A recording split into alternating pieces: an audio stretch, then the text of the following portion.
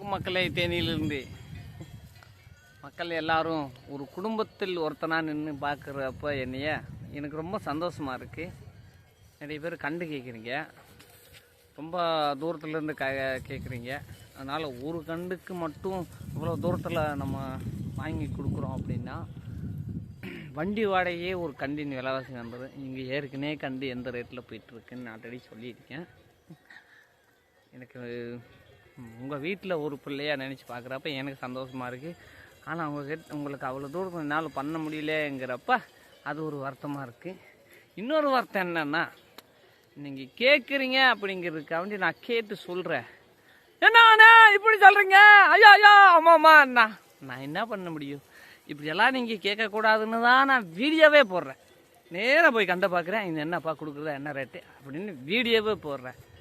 அப்படி இருந்து என்னை கேட்குறீங்களே.